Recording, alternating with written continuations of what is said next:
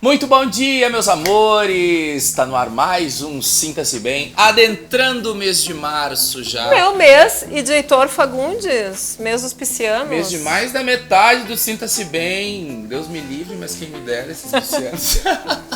Gente boa, gente bueníssima. Vamos falar hoje sobre constelação familiar com Claudinha Fortuna. Tem papo super importante, como sempre, e relevante sobre cirurgia plástica aqui no programa. Direito de família com outra pisciana também, doutora Sala Neme da Silva. Meu Deus, a lista só vai aumentando, é isso mesmo? Tem Faça Você Mesmo aqui no programa, é um dos quadros que eu mais gosto. E para fechar com chave de ouro, receita com Marcinha Unfer. Mais uma receita, ó. Acho que esse é o primeiro quadro que eu mais gosto. Vocês nem imaginam por quê. Tá no ar mais um Sinta-se Bem. Fiquem com a gente, tia, não sai daí. Não se admire se um dia um beija-flor invadir a porta da tua casa, te der um beijo e partir. Fui eu que mandei o beijo, que pra matar meu desejo. Faz tempo que eu não te vejo, ai que saudade doce.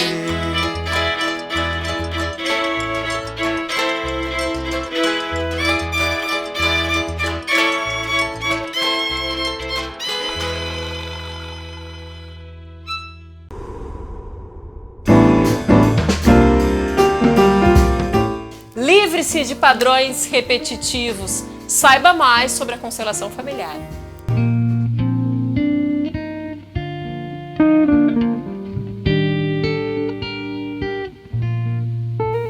Hoje aqui no Sinta-se Bem a gente vai falar sobre um assunto que nunca foi abordado, mas é de extrema relevância se falar sobre esse tema, que na verdade é um tema que sempre foi tabu, mas que é necessário se comentar. Vou conversar com a consteladora Claudinha Fortuna a respeito do aborto. O que a constelação familiar, como a constelação familiar destaca e aborda esse assunto? Bom, esse tema, como tu mesmo disseste agora, é um tabu. E todo segredo, todo tabu, ele traz algo maior, que não quer ser visto às vezes, né? Os tabus são aqueles assuntos que a gente não quer falar, que a gente embaixo se do tapete, constrangida, e que tá certo. Até um certo ponto é do fórum íntimo da pessoa falar sobre isso ou não. Mas como a gente tem uma obrigação de elucidar as pessoas, nada melhor do que trazer mesmo um assunto difícil, né? A gente traz aí a baila e tu é a pessoa maravilhosa para a gente poder conversar sobre isso. O aborto em si, claro que as pessoas têm total liberdade do que fazem ou não fazem. E só não pode ser esquecido que essas coisas trazem consequências. E uma coisa que acontece bastante quando a pessoa tem vários abortos e depois tem filhos, é que esses filhos geralmente vão sofrer bastante, além do que seria necessário. Em que sentido isso? Alguém que tem um irmão que falta, porque o aborto é um irmãozinho que falta. Uma gravidez interrompida. Uma gravidez interrompida, não importa se é espontâneo ou não, as consequências continuam existindo. Mas quando existe uma interrupção em qualquer estágio dessa gravidez, fica faltando um pedaço, fica faltando alguém na família. O que costuma acontecer? As pessoas começam a adotar pets, né, para suprir essa carência. O filho que se acha que é o mais velho, e às vezes não é porque a mamãe já tinha perdido um outro bebê, ele acha tudo pesado, tudo é difícil para ele, tudo é muito, tudo é demais. E normalmente a pessoa não tem estabilidade na vida. Junto com o aborto também vem algumas questões financeiras. E a gente diz, opa, mas como assim? Às vezes a pessoa fez o aborto exatamente por questões financeiras. Sim, mas toda criança, quando ela vem ao mundo, quando esse momento mágico acontece da concepção, ele vem com um kit de sobrevivência. E ele traz uma prosperidade para a família. Uma vez eu ouvi essa frase, né? Toda criança vem com um galardão de ouro, né? Que ela traz uma prosperidade para aquele lar, né? Exatamente, como se viesse com dote, né? E quando a gente tem a falta disso, talvez fique essa carência no sistema. E aí começa a ter muitas situações difíceis com dinheiro, o dinheiro não para, o dinheiro some. Então é necessário olhar. Por quê? Porque a mãe tomou a sua decisão, ok? Só que o filho que sobreviveu, o filho que nasceu, ele não sabe disso. E normalmente as mães também não saem por aí comentando. A vida dele vai ficar emaranhada com essa criança que falta. Para os pais, às vezes também é um peso, porque os pais ficam mais ligados que eles pensam que ficariam. É uma decisão difícil mesmo, é uma decisão bastante difícil. E a constelação, ela sempre recomenda o seguinte: em casos de aborto, sempre procure uma constelação para dar uma olhada nisso. Mesmo que seja espontâneo esse aborto. Mesmo que seja espontâneo. Por quê? Porque se aquele sistema era para ter 5 pessoas e tem 3 pessoas, essas pessoas que faltam vão ser representadas de qualquer maneira. Seja através das tatuagens, seja através dos PECs. Só que essas representações, elas não satisfazem o sistema. Elas mostram que algo falta, mas esta falta não é suprida porque tu tem um PET. É um outro tipo de amor, é um outro tipo de preenchimento. Então é necessário olhar, é necessário ter um lugar especial para essa criança, é necessário ver como que os irmãos estão em relação a isso e deixar a coisa mais pacificada possível. Para que tenha uma harmonia dentro desse sistema familiar. Para que possa fluir esse amor, tanto para a criança que não ficou, quanto para as que ficaram. Como é que a família pode observar, de repente, Claudinha, que algo está faltando? Tu citaste aí os PETs que acabam não preenchendo essa falta. Por exemplo, tem Sim. alguém que teve algum aborto espontâneo, claro que quem teve sem ser espontâneo sabe dessa falta de... Mas muitas vezes as pessoas têm e nem sabem que tiveram. Normalmente as crianças são o que mais nos mostra, que mais nos indica que tem alguma coisa estranha. Por exemplo, uma criança que mama em excesso, que mama até 6, 7 anos. Tem algo errado aí. Por quem é que ela está mamando? Por quantos ela está mamando? Porque o normal dos mamíferos é mamar um tempinho e depois parou. Uma criança que tem muito sono. Sempre é um problema para acordar para ir para a aula, tudo é um problema. Parece que não está na sua série certa, parece que nada flui na escola. Tem que ser olhado. Talvez seja um indicativo de que falta alguém nessa família. Uma criança que se sente muito sozinha, porque não quer dizer porque é filho único que a criança é sozinha. O sentimento de solidão não tem a ver com a quantidade de pessoas que estão em volta. Então, sempre que uma criança manifesta algo diferente, é útil que o pai dê uma olhada para isso. Porque não é uma tarefa só da mãe, os pais também podem olhar. Porque às vezes os homens, voluntário ou involuntariamente, nem sabem do que acontece e não participam das decisões. E aí eles também sofrem as consequências. Por isso é importante constelar sempre, né? Por isso que é muito importante, pelo menos, olhar para isso. Adorei, Claudinha. Muito obrigada.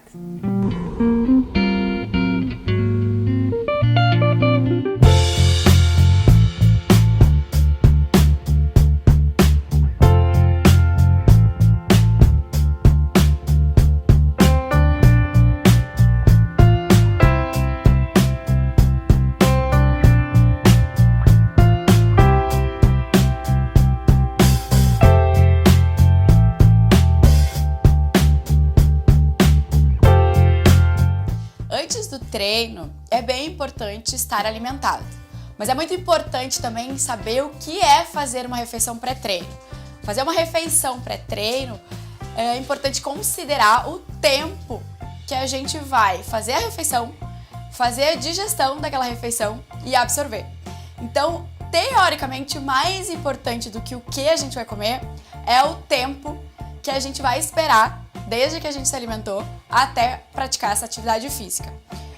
Pré-treino, a gente normalmente prioriza alimentos ricos em carboidratos. Só que para durar essa quantidade de energia disponível para fazer esse exercício, é importante que esse carboidrato seja esteja mais tempo na nossa circulação. Então a gente combinar carboidratos complexos com fibras ou com proteína é uma boa alternativa. Por exemplo, eu posso considerar fruta com aveia e mais uma castanha, por exemplo. Eu vou estar utilizando também uma gordura saudável que vai fazer com que essa energia, embora demore mais tempo para fazer a digestão, fique mais tempo na minha circulação e eu consiga ter energia durante todo o meu treino. Então é bem importante ter uma combinação de carboidrato, fibra e alguma proteína pré-treino e o tempo até eu fazer essa atividade física.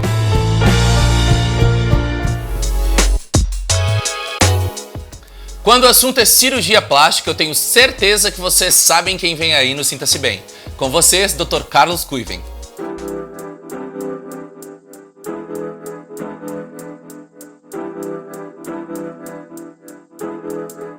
Entramos no mês de março, que é o meu mês, mas também é o mês internacional das mulheres. E durante todo esse mês de março eu vou conversar aqui com o Dr. Carlos Kuiven a respeito de procedimentos estéticos e cirurgias plásticas mais procuradas e mais populares aí no universo feminino.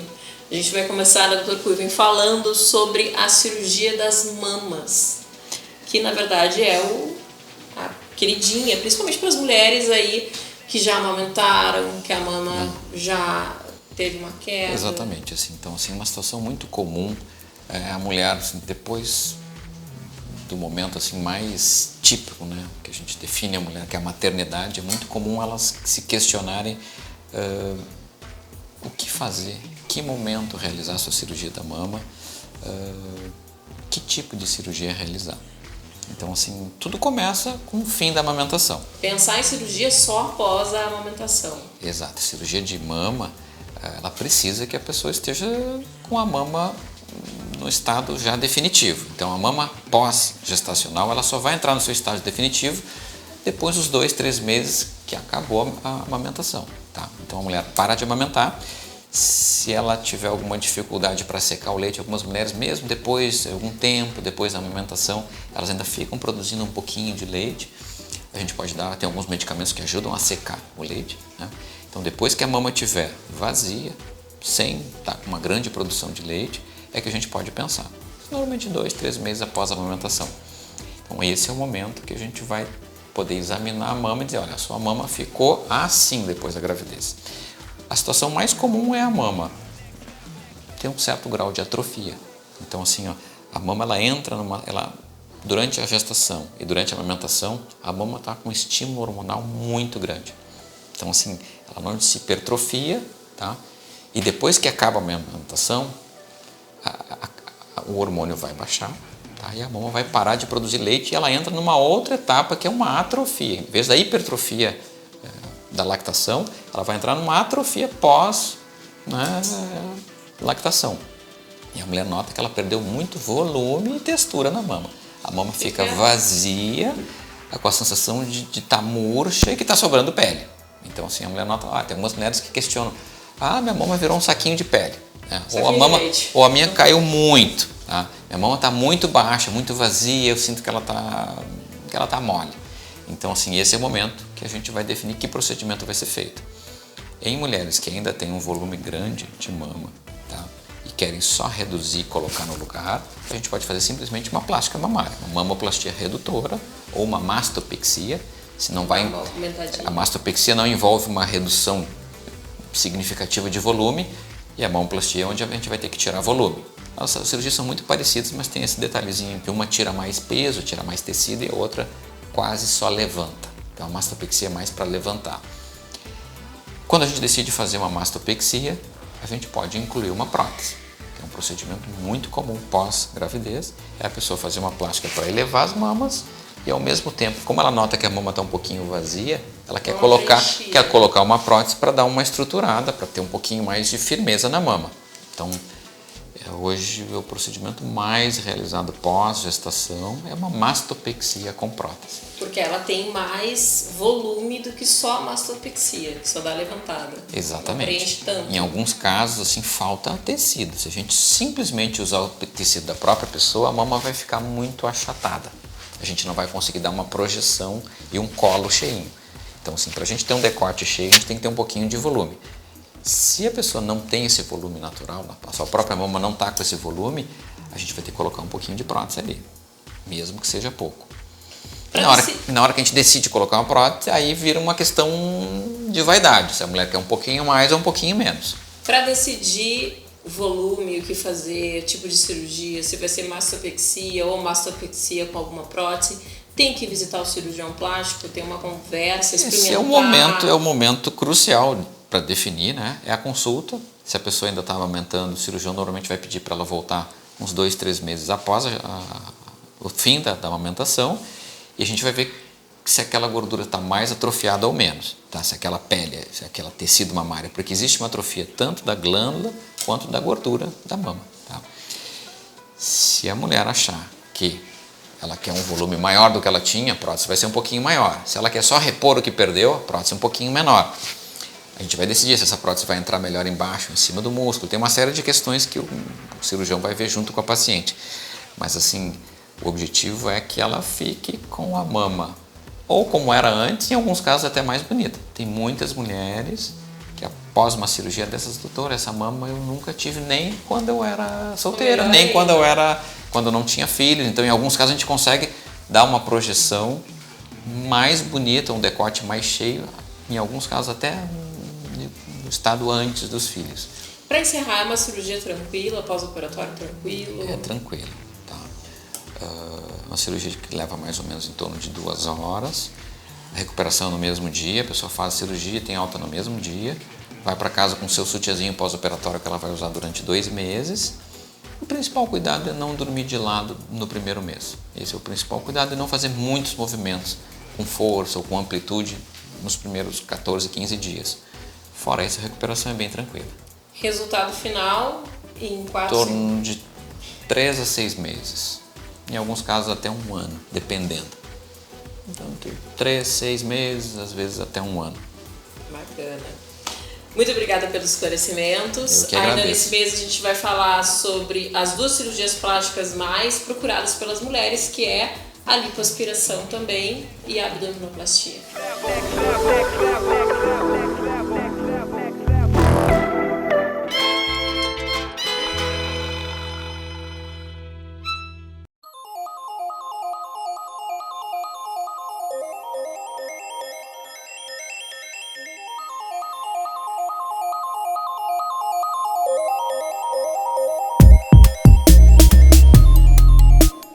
Olá, eu sou Fábio Guerin, médico veterinário, seu colega, idealizador da Gove. A Gove é uma plataforma que você baixa no seu celular através de um aplicativo ou acessa através do site. Ela permite com que todas as pessoas tenham um atendimento veterinário de qualidade no conforto da sua casa e com você, médico veterinário competente, para fazer esse atendimento. E não só isso, também os exames de ecografia, radiografia, acupunturas, fisioterapia e coletas de materiais, respectivamente. Então, colega médico veterinário, faça o seu pré-cadastro na Gove e venha participar conosco desse projeto, e quando você estiver devidamente cadastrado e o site ou a plataforma for ao ar, você será avisado. Gove, medicina veterinária onde você estiver.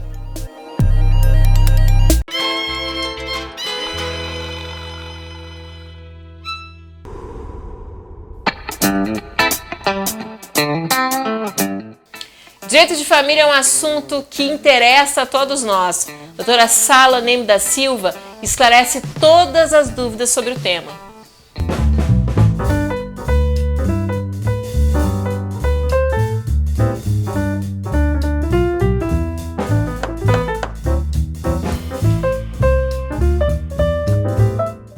uma satisfação estar aqui com vocês novamente. Hoje nós vamos falar sobre a curatela. É muito importante, porque quando existe uma pessoa deficiente na família, nós queremos protegê-la.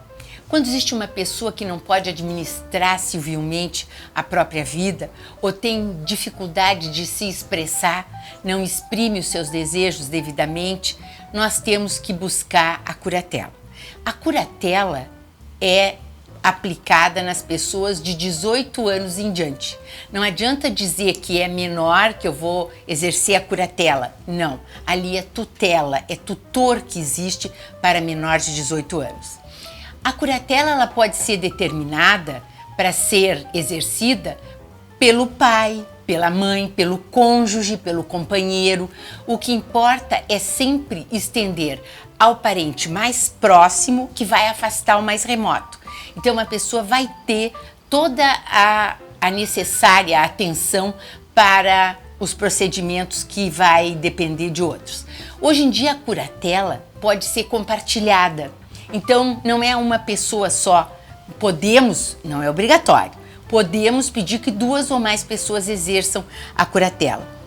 Também existe a tomada de decisão apoiada. Isso é o seguinte: eu tenho uma deficiência X, mas escolhi 2 ou mais pessoas para que me apoiem, para que me esclareçam algumas dúvidas, para que tentem orientar essa pessoa curatelada para que ela resolva e diga aquilo que ela quer, com um aconselhamento de terceiros. A curatela ela pode ser perene ou também pode ser por um determinado tempo, que a pessoa passa as dificuldades que tinha, depois se recupera para a vida civil, tem condições de se expressar e tudo. Eu coloquei para vocês, o que é muito importante, que a gente atente para aquela situação dos pródigos, dos ébrios, das pessoas que são toxicômanas. Essas pessoas podem ter que necessitar da curatela. Então é muito importante que o pai, a mãe, ou enfim, a pessoa mais próxima exerça a curatela. A curatela, ao ser exercida, ela exige que haja uma prestação de contas também. Não é administrar como bem entende ou está sob minha curatela, mas está morando lá longe, eu aqui, fica mais difícil de exercer a curatela. Claro que pode acontecer, mas é mais difícil, não seria o ideal. Se ninguém quer exercer a curatela, o juiz vai determinar alguma pessoa que possa exercê-la. Então, o que importa é o seguinte: hoje a nossa legislação, ela mudou muito. Não se fala mais em incapaz, fala-se em pessoas que precisam de uma assistência. E nós temos que estar presentes para administrar a vida dessa pessoa, administrar o patrimônio dessa pessoa. Quando se pede a curatela de alguém, o magistrado vai fazer uma audiência e vai conversar com essa pessoa, vai poder aferir qual a ligação que ela tem com os fatos do diário, da vida, se ela reconhece ou não as pessoas que estão ali com ela. Eu me lembro de uma situação em que o magistrado perguntou se conhecia, para a pessoa que ia ser curatelada, uma advogada que estava presente, e ela disse: sim, foi minha noiva lá em idos muito antigos. Quer dizer que o magistrado, com essa pergunta, ele viu que a pessoa não tinha condições de viver por si, que precisava da curatela. Então não desanimem. A curatela, até a gente fica aborrecido de ter que exercê-la, pensando naquela pessoa com as suas deficiências, mas ela pode de repente ser levantada, porque a pessoa com o tratamento melhorou e aí não precisa mais da curatela. Em todo caso, é um instituto do direito que está aí para que todos nós que precisamos possamos utilizá-lo. Até semana que vem, foi um prazer estar com vocês.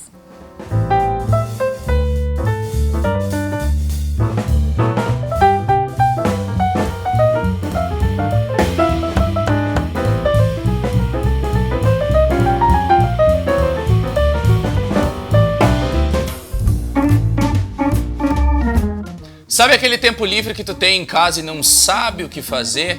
Bora botar a mente para trabalhar e desenvolver a criatividade? Com você, mais um Faça Você Mesmo com Maristela Meyer.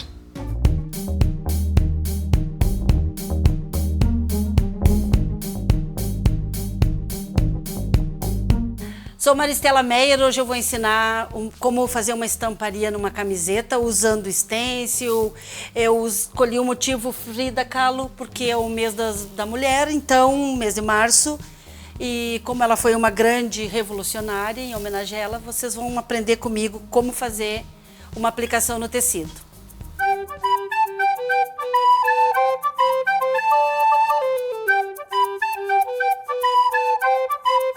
Para fazer essa técnica, vocês vão utilizar uma camiseta da cor da tua preferência, tecidos digitalizados, tá, que encontra no mercado, stencil, tinta para tecido, pincel, pituá, que eu vou usar o stencil, pedrarias, o que tiver em casa para acabamento, cola e tesoura. Então, para fazer essa camiseta, que tu vai escolher a cor da tua preferência, usar as estampas, como eu falei, vou usar o da Frida Kahlo. Eu colei uma madeira no fundo, atrás da camiseta, ó, para não passar a tinta, tá? Fixei bem ela, vai ficar assim, ó. Agora aqui eu separo uns 4 dedos, mais ou menos, 5 dedos, até a palma da minha mão, para ver a estampa, ó, mais ou menos isso aqui. E o stencil que eu vou usar de fundo, tá? Ó, eu vou colocar um stencil mais ou menos aqui. Vou vir com o pincel pituá. Passo a tinta, tiro bem o excesso, num paninho. E vou fazer isso aqui, ó. Quase chegando perto da estampa, mas não precisa... É só para dar uma sombra, vai ficar mais ou menos isso aqui, ó. Posso fazer em toda a minha camiseta.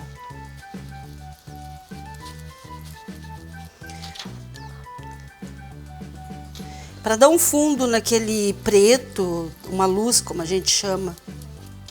Ó.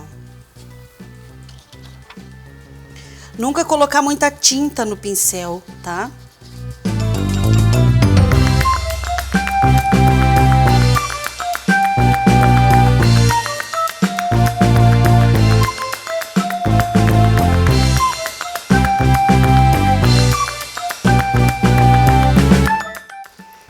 Com esse stencil eu fiz essa sombra em toda a camiseta, aonde eu vou colocar a estampa.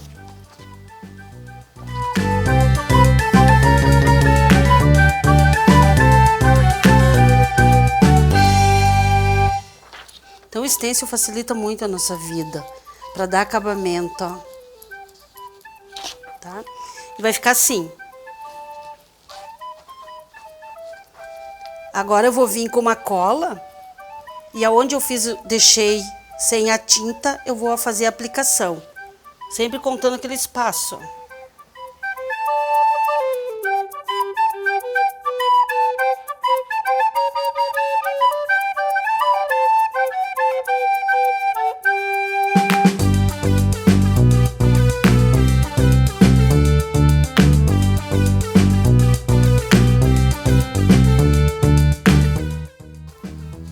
Passo bem a cola na estampa. Eu uso cola pano, tá? Mas também tu pode usar cola universal.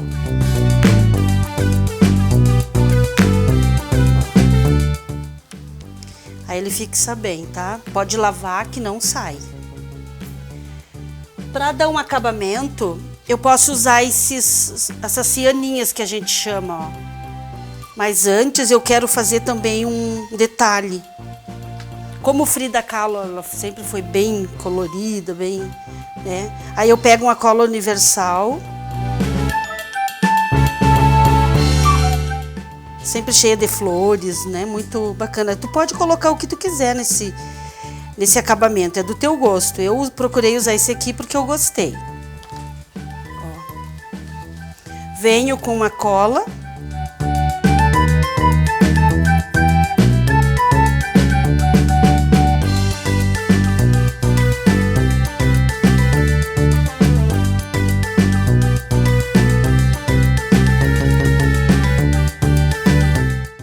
Vem colando. Pode lavar que não sai. Claro, não vai fazer aquela lavagem, né, pesada, porque isso aqui é um artesanato, é uma coisa que tu fez, então, mas pode lavar, não tem problema. usando a cola certa.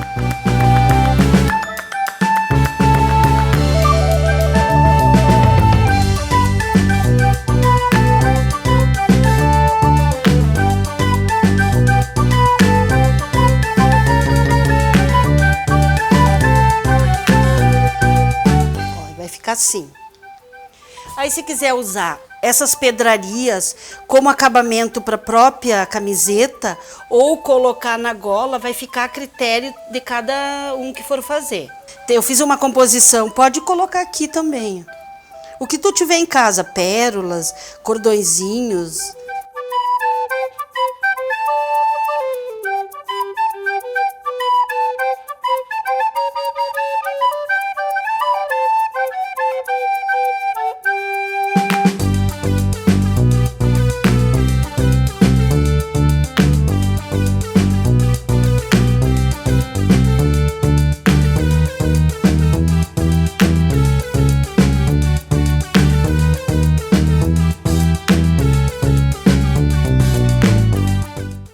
Ficou assim.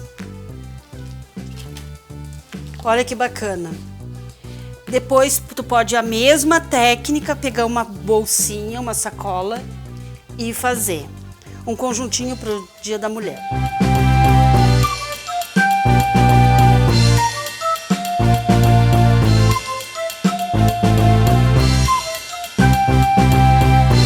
E eu fiz as alpargatas também, apliquei uma pedraria. Mas também tu pode bordar, ó, fazer um bordado usando recortes de chita, o do próprio tecido mesmo da Frida Kahlo que tu encontrar no mercado, tu podes fazer a aplicação na tua alpargata. Aqui eu usei pedraria, ó, tá? Tanto faz. Espero que vocês tenham gostado e façam, tá? Porque reaproveitando todo esse material que às vezes a gente tem em casa, tu consegue fazer uma camiseta, uma bolsa, aquela bolsa que tá lá velhinha num canto, tá aí, ó. Uma ideia bem legal. A estampa é teu gosto.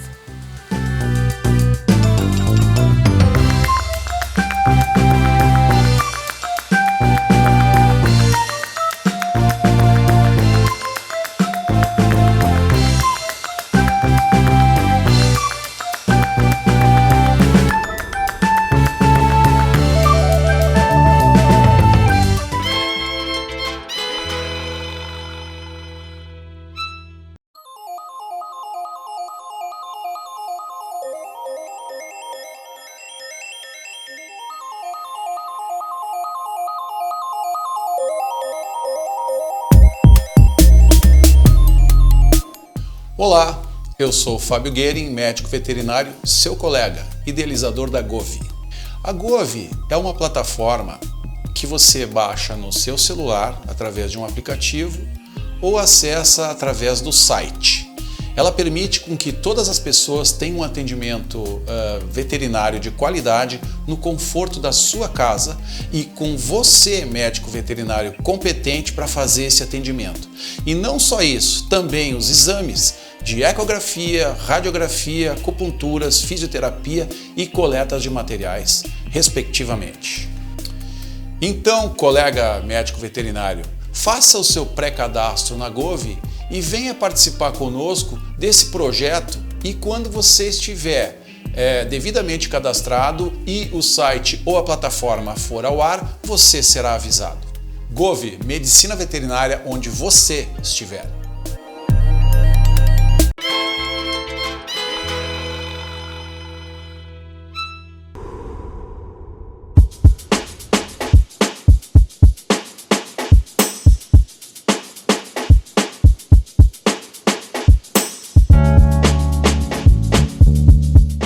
As lentes de contato para os dentes são cada vez mais procuradas nos consultórios, mas ainda existem muitas dúvidas em relação a essa técnica.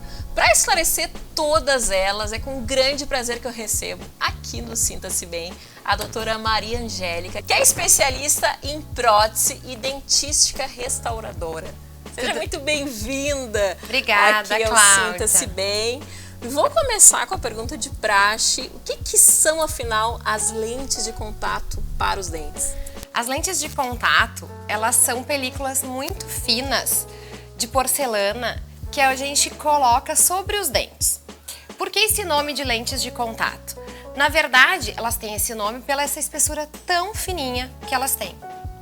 E elas agora estão super na moda, aqueles, né, todo mundo querendo ter esse sorriso das estrelas. Por quê? Porque ela é uma técnica muito conservadora no sentido de não necessitar de desgastes na estrutura dentária sadia. A gente faz alguns desgastes, sim. Muitas pessoas nos perguntam, gente, vocês precisam desgastar? Lá na Dali a gente acredita que sim, o desgaste existe, mas ele é mínimo. Ele é o suficiente para que a gente possa assentar a peça, que a gente possa colar sobre o dente, que ela possa entrar no dente, vamos dizer assim. Então alguns desgastes são necessários para isso só, apenas isso. Então conserva muito a estrutura dentária. Antigamente nós tínhamos as facetas de porcelana, que é uma técnica muito bonita também, mas que a gente precisava, nós dentistas, desgastar muito a estrutura do dente. Então acabava tendo muito os prós e os contras eram grandes, né? Vamos desgastar dente bom, né, pra gente conseguir um resultado estético, a gente ficava um pouco em dúvida. Agora as lentes de contato não. Nós da área da estética, a gente é muito a favor, é um trabalho lindo, é um trabalho duradouro, então, e com desgaste mínimo de estrutura, então os contras dele acabam sendo mínimos. A diferença, então, entre as lentes de contato e a faceta de porcelana é a espessura também do material. Isso, da que peça. Exige um desgaste muito menor. Isso mesmo, por quê? Antigamente não existiam porcelanas que pudessem ser tão resistentes, tão finas. Hoje em dia, a porcelana ela está extremamente resistente. Por exemplo, a gente pega uma peça de porcelana, um piso, para a gente assentar na garagem da nossa casa. Se a gente não cuidar, a gente pode quebrar aquela peça. Agora, a gente cola, a gente cimenta no chão, a gente passa com o carro e não acontece nada.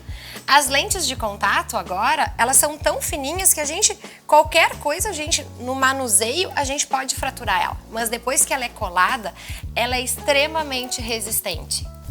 Essa lente de contato, ela deve ser mais transparente ou ela é mais esbranquiçada? Te faço essa pergunta para saber se é necessário que se faça um clareamento antes da colocação dessa lente de contato, para que esse dente fique com um branco mais bonito. Como é que acontece essa questão da coloração? Assim, um paciente que tenha os dentes amarelados num padrão normal, uma cor, a gente diz uma cor A2, assim, uma cor normal, o paciente nunca fez clareamento. A gente sempre indica fazer um clareamento antes.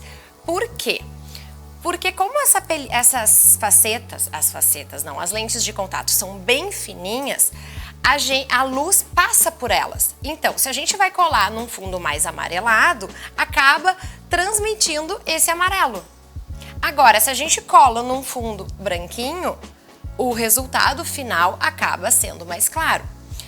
Mas hoje em dia, até isso também se desenvolveu. A gente tem uma gama de cimentos, de cores de cimento.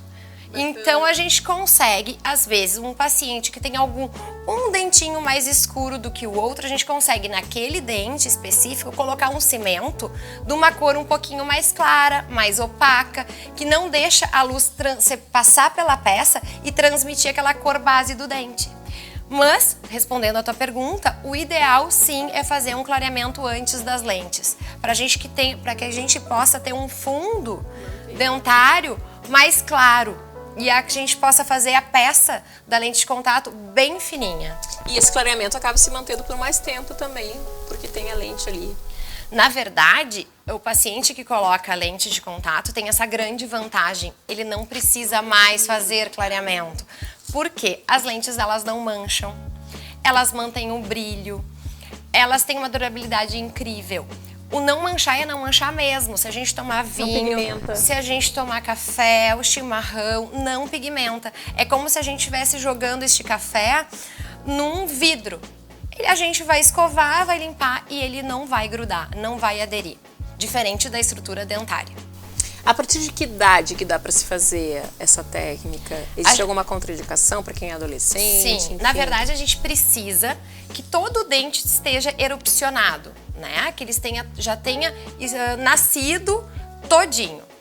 E claro, a gente num adolescente, a gente sempre busca uma ortodontia para nivelar, um clareamento, porque é um tratamento, né, as lentes de contato bem resolutivo. Então, às vezes, um adolescente, agora eu quero ter o sorriso branco. Daqui a pouco ele não quer. O adolescente tem isso de mudar um pouco a opinião. Então, assim, o ideal seria lá pelos 18 anos, ter um pouco de maturidade para saber realmente o que deseja. E o bacana é que hoje o paciente, ele pode ter uma noção de como vai ficar também. Sim. Essa técnica toda, né? Será que vai ficar bacana? Será que não vai ficar? Hoje ele enxerga, porque tem toda uma tecnologia que facilita com que ele já, vai ficar assim, não tem erro. Sim, o tratamento estético hoje em dia acabou se tornando muito previsível. O porquê previsível? Porque a gente, antes de começar a preparar os dentes, a atender este paciente, fazer os preparos em si, trabalhar em boca, a gente faz um planejamento. A gente conversa com o paciente, vê o que ele deseja, quais são as suas inseguranças, quais são as suas expectativas, como ele se imaginou no final do tratamento. Com as informações que o paciente nos passa, com um modelo de gesso que a gente fez previamente um molde desses dentes, com este modelo a gente manda para o laboratório junto com as informações que a gente obteve do paciente, depois de ter feito um DSD, que talvez o tempo eu não consiga explicar tão bem, mas existe um programa que é o Digital Smile Designer, onde a gente planeja a forma, o tamanho das lentes, a largura. Então, depois de eu estudar o DSD, mais com as informações do paciente que ele me passou, a gente manda para o laboratório. E aí o laboratório junta tudo isso e faz um enceramento diagnóstico, onde ele insera sobre aquele modelo, aquele molde do paciente, como vai ficar no final do tratamento. Então, a gente tem um modelo onde a gente enxerga o resultado. Só que com esse modelo a gente consegue replicar na boca do paciente. Então, a gente consegue, através de uma técnica, de uma resina acrílica que a gente insere numa moldeira e a gente leva em boca. Quando a gente tira, a gente já enxerga o paciente como se ele estivesse com as lentes. Então, naquele dia, o paciente já diz, meu Deus, né? Era isso que eu queria. Ou, ai, doutora Angélica, será que esse aqui dá pra diminuir um pouquinho? Ai, tô me achando um pouquinho Mônica, né? Detalhes, assim, sutis que a gente consegue mudar. Já aprimora ali antes de fazer. Já aprimora antes de fazer. Depois de todas essas mudanças, às vezes são necessárias ou não, depois dessas mudanças, vamos dizer que elas se foram necessárias, a gente manda pro laboratório e diz, é isso que a gente quer. E aí, só depois dessa aprovação do paciente que a gente manda as lentes serem confeccionadas. Então, a gente trabalha com previsibilidade, que é incrível isso. Antigamente, a gente não trabalhava com previsibilidade. A gente mandava para o laboratório e esperava chegar para a gente ver como é que ia ser. E o paciente junto conosco. Hoje em dia, não. Hoje em dia, a gente sabe aonde a gente vai chegar. Que bacana. Durabilidade, doutora Angélica. Depois que eu coloquei... Quanto tempo que dura as minhas lentes e quais são os cuidados que eu preciso ter com ela? As lentes de contato, elas não têm uma durabilidade específica, porque elas são porcelana, elas são um material extremamente resistente, elas são um material que não mancha. Então, dependendo, o paciente vai ter elas durante 10, 20, 30 anos. Então, ela é um trabalho mesmo que só vai ser necessária a troca se acontecer alguma coisa.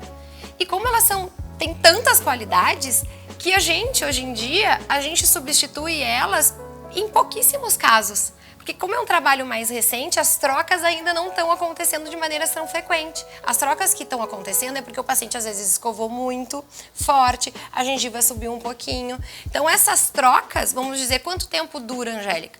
10, 15, 20 Os cuidados, anos. basicamente, os mesmos cuidados que se tem com um dente. Os mesmos, fio dental, uma escovação leve, eficaz. Então tá aí a dica, né, doutora? Para quem muitas vezes deixa de sorrir, porque o sorriso a gente sabe que abre portas, a lente de contato é uma ótima opção. E ela tá aí para isso, para ajudar todo mundo. Com certeza. Quem deseja melhorar sua autoestima, sorrir daquele, né, aquele sorrisão, de fazer aquele selfie lindo com os dentes branquinhos, as lentes de contato, sim, são super indicadas. Com certeza. Chega chegando nos locais. Muito obrigada pelos esclarecimentos, imagina. adorei. Eu que agradeço o convite.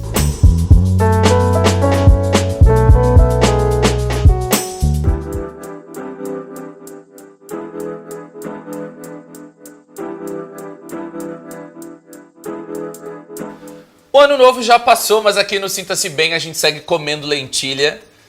Verdade. Não é, Marcinha, não é só porque tem toda aquela fama de fortuna, etc. Mas é porque a gente gosta muito e a receita de hoje é mais do que especial. Marcinha Unfer aqui comigo. Seja bem-vinda ao nosso Sinta-se Bem. Gratidão, gente. E hoje a gente vai ensinar uma salada diferente pra vocês. Por que ela é diferente? Porque além da lentilha, é uma salada de lentilha. Ser diferente, ela é germinada. É isso, crua. Marcia? E Exatamente, crua, óbvio, né? exatamente. Porque a gente não cozinha as coisas. Exato. Vamos começar contando pro pessoal, Marcinha, tu, porque eu sou aprendiz aqui. Por que a germinação faz bem pra gente consumir esses grãos germinados faz bem? A germinação na alimentação viva ela é importante porque ela prepara o alimento para mastigação. Uma vez que a gente não vai cozinhar, a gente cruzinha. Então a lentilha a gente vai ingerir crua. Na hidratação e germinação a gente prepara para mastigação. E aí ela já vai ficar macia, gostosa, crocante, preservando todas as suas fibras que a gente perde no cozimento. E também o grão, quando ele germina, ele está no potencial de vida. Então ele traz essa vitalidade pra gente, ele está com seus nutrientes potencializados durante o processo de germinação.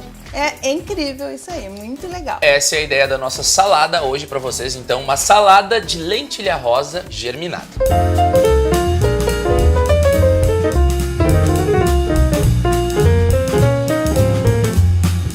Muito simples, a única preparação que a gente vai ter é lavar os grãos e deixar de molho 12 horas. Então, se eu vou fazer no domingo, ao meio-dia, sábado de noite eu já posso deixar de molho. Se passar das 12 horas, não tem problema. Só troca a água nesse período, tá? 1, 2 vezes. Coloco a lentilha, cubro de água, um dedinho acima, deixa mais lá. quanto? Mais eu chamo que é o berçário. Ali ela tá no berçário, nascendo. Quanto de água cobre, porque ela, como todos, ela vai aumentar de volume. Então, cobre e deixa mais um espaço acima de água, tá? Simples assim. 12 horas depois, lava, enxágua. Cássio, está pronto. Difícil assim. Difícil assim, é sensacional. Sendo que essa cor, que eu vou mostrar aqui pra vocês agora, que é a cor da lentilha germinada, ela é fascinante, não é mesmo, Cássio? E quando a gente cozinha essa laranja, ela perde essa cor. Já nesse processo aqui, ela mantém essa cor lindíssima aqui. O tá? que prova que realmente ela tá com todos os nutrientes ali pra gente poder ingerir, né? Exatamente, um prato solar para verão. E depois, gente, vocês temperem com o que vocês tiverem em casa, com o que vocês gostam. A nossa sugestão hoje aqui, que o Cássio vai temperar para nós, né, Cássio? Eu vou temperar. Cássio sabe tudo de tempero. Vamos temperar, agora Cássio? Agora sim, vamos lá. Vamos temperar. A gente vai usar a lentilha que a gente hidratou, escorreu.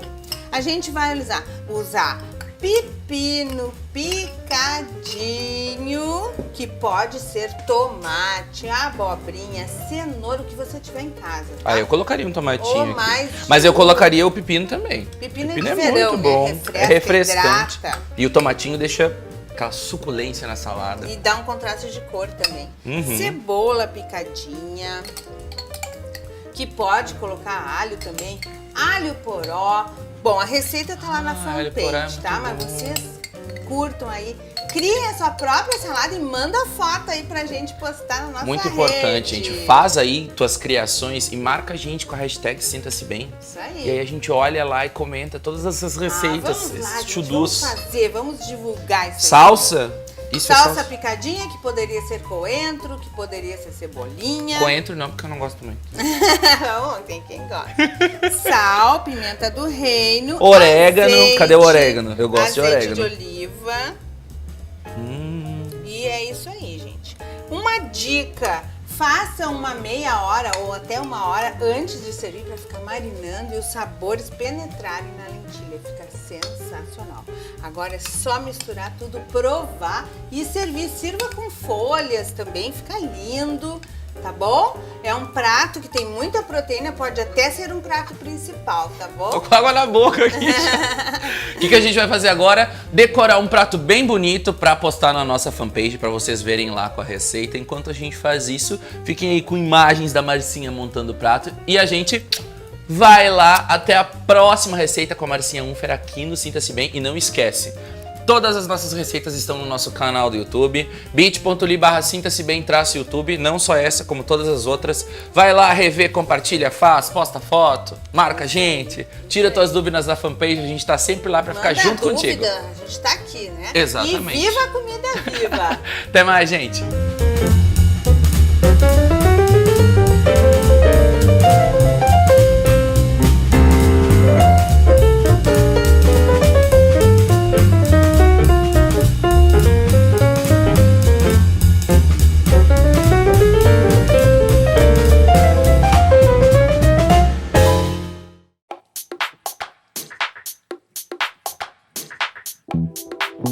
Que delícia que tava aquele negócio. Oh, Jesus. E o melhor é que come sem culpa, né?